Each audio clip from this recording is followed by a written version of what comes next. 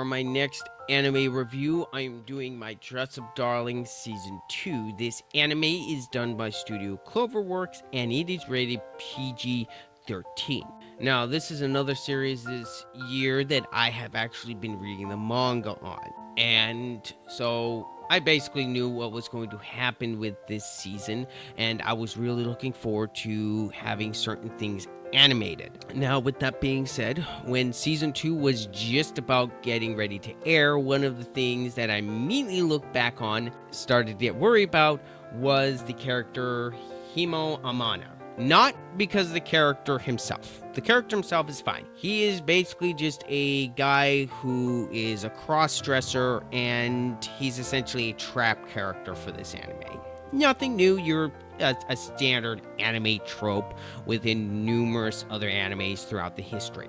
I already knew he was going to show up early. Within the second or third episode is what my guess was. My main worry with him was the activists. Yeah, those types. Those types predictably tried to come in and claim that Himano Amane, or Amane for short, they predictably tried to come in and claim he was a trans character, which, for anyone who's read the manga, that is not the case. He knows he's a guy. He just enjoys cross-dressing for cosplay. That's it. There's nothing too complicated. His character's fine.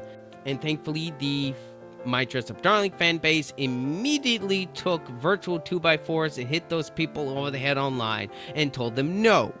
If you want to watch the show and enjoy it, by all means. But you will not try to claim something that is obviously not true. We will not have you corrupt this show. Now, thankfully, ever since the show aired, I have not seen any other major controversies within the show. I was able to just enjoy the show without any hiccups. With that being said, I thought Cloverworks did a fantastic job this season, and they covered most of the rest of the manga. There's only a few more episodes. There's only a few more volumes of manga left. And if they are going to finish up animating everything within My Dress Up Darling, I wouldn't be surprised if they choose to go with a full feature-length film for My Dress Up Darling. I think that would be the best way to handle it, in my opinion, since honestly, there's not a whole lot of manga material left. I don't think there is. I could be wrong,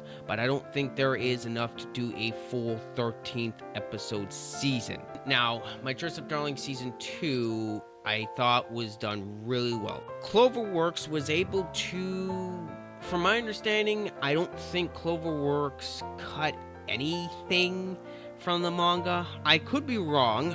I would have to go back and reread the manga, but to my understanding, they got all the major story beats correct. They didn't really deviate at all from the manga, which I was very happy about. And they got all of Marin's cosplays this season, and they did the whole coffin cosplay at the end, which I was looking forward to seeing that animated. Overall, this season was fantastic. The pacing for this season I thought was really good. There were a few times where I thought the pacing did drag a tad. It was barely noticeable for me, but I did notice it here and there towards the middle of the season. One of the things that, since we're dealing with this certain part of the storyline, I do feel like Marin does take some backpedaling on the story growth department. I did feel that way during the manga, and I did feel it somewhat in season 2, because she gets really flustered easily this season. After thinking about it with the whole context of the show, I do think it actually makes sense within the series itself and the manga. Gojo and both Marin are both high schoolers. They're both dealing with a lot. Marin was very energetic and very outgoing. But in season 2, when she starts to realize her actual proper feelings towards Gojo, and of course Gojo is very oblivious to this. He is getting hints in there within the season, and you can see it in his actions, but it does make a lot of sense because they're both high schoolers. Marin is having trouble with dealing with these emotions that she hasn't had towards anyone else before. With the ending of the story, there is a fantastic payoff at the end. So with that all taken into consideration, that does change my point of view when I actually was thinking about it. The music I thought was fine this year. It's not as memorable. The main OST for the series, I don't think it is as good as the first season's music, but it does its job really well. One thing I will say is a step up from the first seasons is the intro and ending themes.